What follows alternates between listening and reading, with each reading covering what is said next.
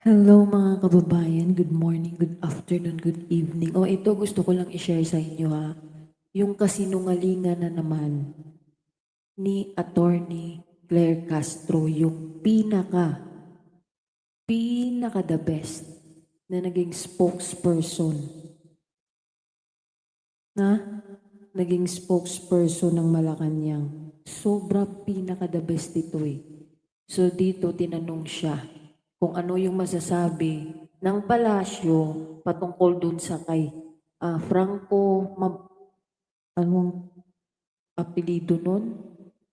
Yung si Franco ng founder ng PGMN o yung Peanut Media Gallery Network. Kung ano yung masasabi ng Pangulo. Tingnan nyo na naman to mga kababayan, no? Panoorin nyo kung grabe, no? Basta mga ganitong klaseng tao, yung propagandista talaga, ididikit yung pangalan talaga ng mga Duterte. Noorin natin.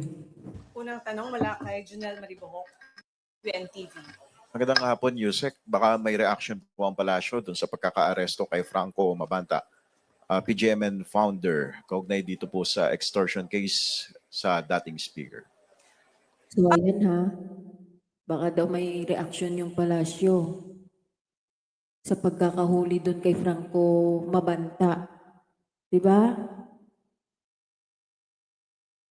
Paano na naman niya dinikit yung mga Duterte dito? Ang nais naman po ng Pangulo sa lahat ng pagkakataon, managot ang dapat na managot. Tingnan yung mga kababayan kasinungalingan ito. Hindi galing yan sa Pangulo. Yung ano na yan, sagot na yan. Sa kanya na lang yan. Imbento niya na lang yan. Kung mayroon po silang dapat na panagutan, kung mayroon po silang ginawang krimen, dapat lamang po nilang itong panagutan. Pero definitely, kailangan po ng due process sa lahat ng bagay. Follow up po, kilala po ba siya ng kilala po ba siya ng Pangulo dahil sinasabing may papel daw tong si Mabanta dun sa online political campaigns noon na sumusuporta kay Pangulong Marcos. Hindi po siya Ayan nilabas niya na yung printout niya mga kababayan. Ganito kagaling si Jose Claire Castro pagdating sa mga Duterte. Ilabas ang printout. kaibigan ng Pangulo, pero siguro mas nanaisin ko po kung ito po ang inyong itatanong dahil Diba, inutusan pa yung mga media?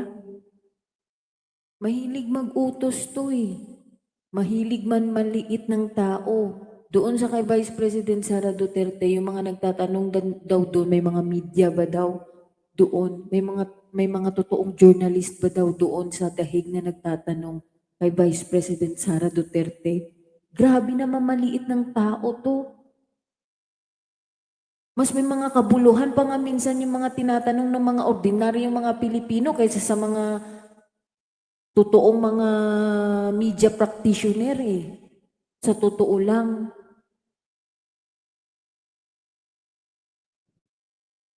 ito po ay mismong pinost ni Franco Mabanta. Baka ito po ang itanong Print out niya ha. Baka daw, itanong nyo yan. Inutusan pa yung mga taga-media. Loko-loko talaga to. nyo kung ano po ang relasyon niya sa mga Duterte.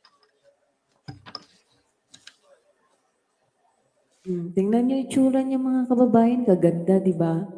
Talagang sabi niya, wow, tumama na naman ako nito. Naka-bullseye na naman ako. So yan yung utos mo sa mga media, Yuse Claire. Yung pinakamagaling na naging Yuse no, sa kasaysayan ng Pilipinas.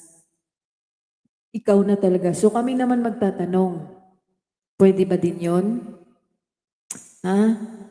Ito naman Yuse Claire. Ha? Ano naman to?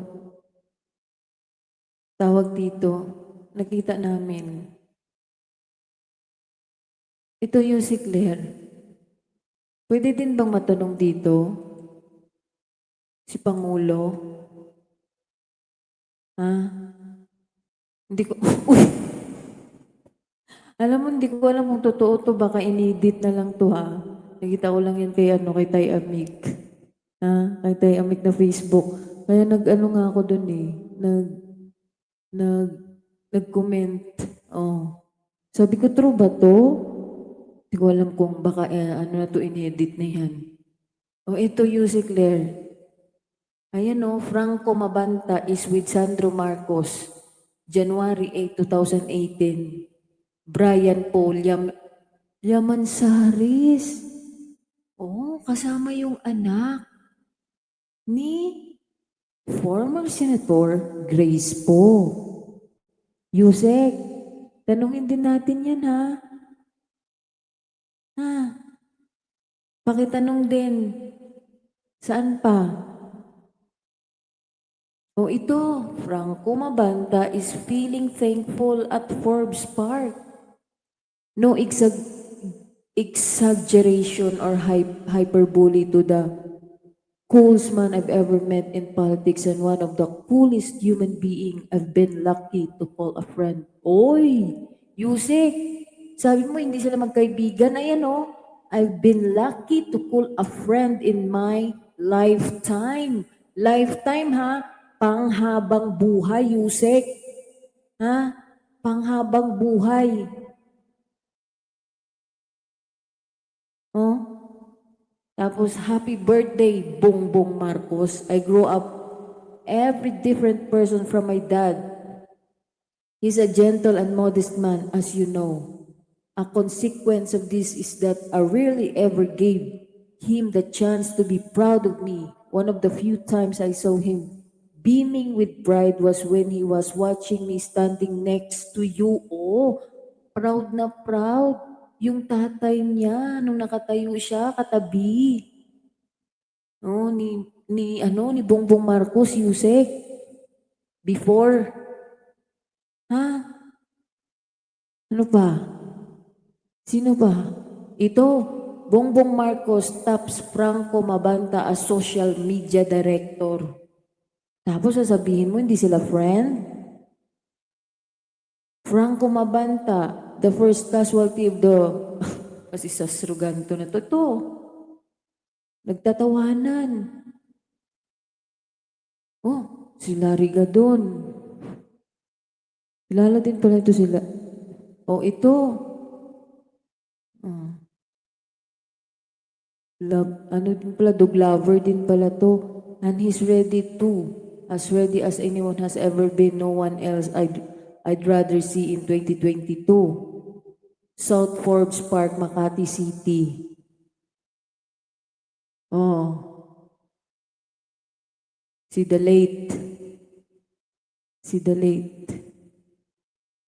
Ayan, Bongbong Marcos staff, Franco Mabanta, social media director, politiko. Ano pa? Oh, Franco Mabanta is with Fairbank Marian Sandro Marcos in London, United Kingdom. Ano pa? Ito.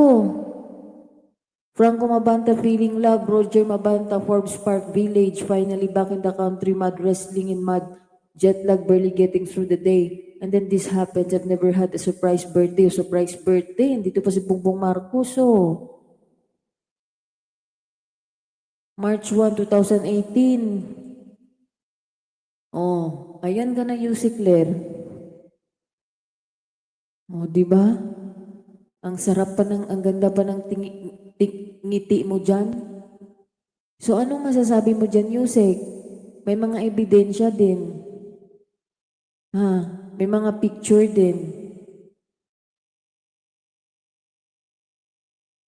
Ha, Yusek? Akala mo nakapuntos ka na? Ha? Tanungin mo din yung Pangulo, baka may press briefing ka bukas ha, or mamaya. Pakitanong na yan kay Pangulo. Ilabas mo din dyan yung mga picture na naglalabasan, may mga video pa. Ha, Yusek? Kasi sa lahat na lang ng bagay, pag may pagkakataon ka, ididikit mo yung mga Duterte. Kahit mali na. Oh, mga kababayan, napatunayan na naman na sinungaling si Yussi Claire Castro. Oh, Si ano pa mismo nagsabi dito, mabanta. Ano sabi niya? Dito sa post niya. Ito. I've been lucky to call a friend in my lifetime. Ayan o. Ayan o. Happy birthday, Bongbong Marcos. So, Yusek, pag-isip-isipan muna yung mga pinopost mo dyan o pinapakita mo dyan. Baka masunog ka na naman. So, mga kababayan, ano masasabi nyo dito? Diba? Sa lahat ng pagkakataon, no? Babanat at babanat talaga si Yusek Ler Castro. Gamit na gamit, no? Yung kanyang pagka-spokesperson para lang banatan yung mga Duterte. Grabe. So ayan, maraming salamat. God bless sa ating lahat, lalong-lalo na yung mga kababayan natin nandito sa Middle East. Comment niyo po kung ano masasabi niyo sa propagandistang spokesperson ng Pilipinas na napakagaling.